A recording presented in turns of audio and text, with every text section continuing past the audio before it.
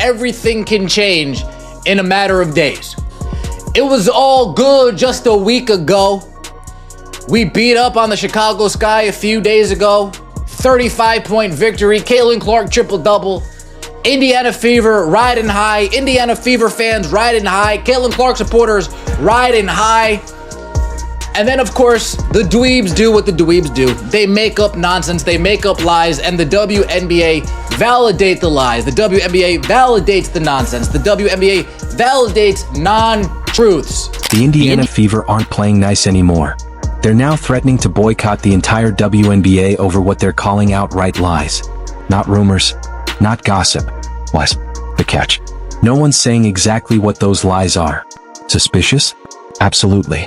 From behind-the-scenes conflicts to explosive secrets, the Fever are acting like they know something the rest of the league desperately wants buried. Is this a bold power move, or the spark of a scandal that could rock the entire WNBA? Buckle up. This one's about to blow wide open.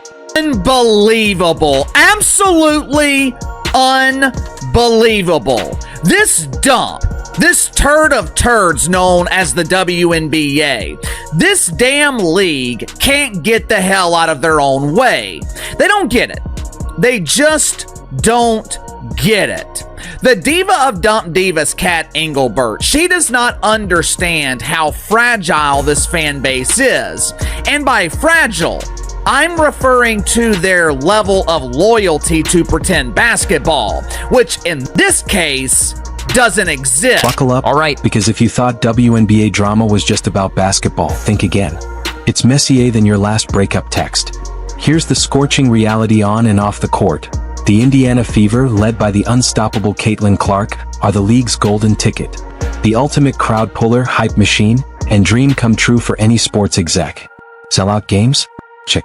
Sky-high ticket prices? Check. New fans tuning in? Absolutely. The Fever are bringing the energy, the attention, and the fire the WNBA has been craving. You would think the number one thing you'd be talking about after that game, after that amazing performance from Caitlin Clark, the triple-double, the amazing passes, the crazy shots, you'd think we would be talking about basketball. The number one thing you think we'd be investigating is how nobody else in the WNBA has ever done anything like Caitlin Clark is doing. We should be investigating the fact that Caitlin Clark's 4 threes in that game were more exciting than, like, if you go to 2022 and check out the top 10 plays of the WNBA season, her 4 threes in that game were more exciting than those 10 plays. Literally. Like, what she does in one game is single-handedly more exciting than anything we've ever seen in the WNBA. That's what we should be. And yet, the league, and even its so-called loyal fans, act like the Fever are the bad apples spoiling the basket. What? Because Fever fans supposedly showed a little too much enthusiasm. Because Caitlin Clark had the audacity to throw a solid tackle on Angel Reese. This is what started all of this. It's a flagrant. And then Chicago will maintain the basketball. Reese misses. Okay, that was it. That noise you heard right there that sounds a little bit like a dolphin was actually a YouTuber called Flight Reacts. A laugh. All right, a laugh. That it's my understanding actually gets played during NBA games too. That's what it's all about, because they tried to say that sounded like a monkey. Let's hit rewind and frame this like a reality show. Angel Reese, the queen of side eyes and smirks, pushes a Fever player first, a full-on back-of-the-head nudge that screams, "I'm here to throw elbows and get away with it." Then Caitlin Clark responds with a solid, fair foul, clean part of the game. And suddenly, Fever fans are painted as the villains. The league starts spinning conspiracy theories about racism in the stands, while Angel gets crowned the untouchable martyr. National television, it's been the most polarizing conversation in all of sports over the last 24 hours rather. Angel Reese, many would suggest that she overreacted, but Slick, do you have an issue with Angel Reese's reaction to Caitlin Clark's flagrant foul? Yes, and I have an issue with the way she reacted. I have an issue with the way it's being handled by her, by the Chicago Sky, everybody involved. The irony? Fever fans are the only ones actually filling seats. They're buying jerseys, selling out arenas, and practically underwriting the league's paycheck. Meanwhile, the rest of the WNBA sits back like a grumpy audience, watching their ratings get steamrolled by one superstar and the team that rallies behind her.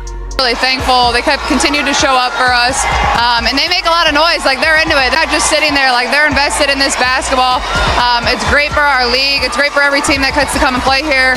I think we've had a lot of great battles, and they've helped us win a lot of games on this floor. So, like I said, hopefully we can bring the playoffs back here and give them a taste of it, because they deserve it. It's been since 2016. So, it's only going to get better and better from here on out. You can almost hear the whispers.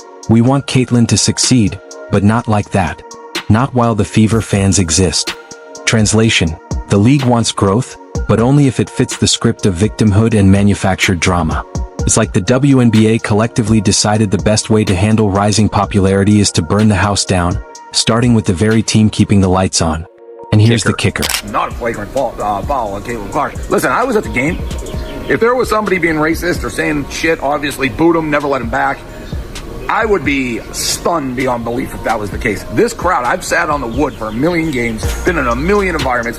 The crowd at the Fever game, little girls, families, ladies, nice crowd.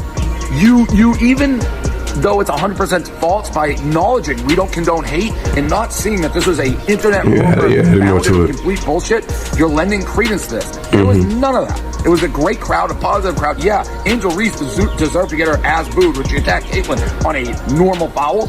Other than that, the very fans accused of racism are the same ones showing up in droves to support their team. So what's really going on? Is this about racism? Or is it about jealousy, control, and a serious dose of bitterness toward the Fever and Caitlin Clark's meteoric rise? Want drama? Caitlin is the most polarizing figure the league has seen in years. Angel Reese, love her or hate her, is the league's designated antagonist. And the Fever fans? The convenient scapegoats for every ounce of tension that bubbles up. But here's the truth. Without Caitlin and the Fever, the WNBA might still be struggling to fill half-empty gyms with free tickets and awkward silence. Now, is booming. And the very people who should be celebrating are trying to cancel the party. While the league dithers, the Fever keeps scoring, on the court and in the hearts of fans. Because at the end of the day, no amount of petty drama can stop the real game. Basketball that sells out arenas, sells jerseys, and makes the sport impossible to ignore. Let the Fever play. Let Caitlin shine. And maybe, just maybe, the WNBA will learn that growth can be messy, but it is absolutely worth it.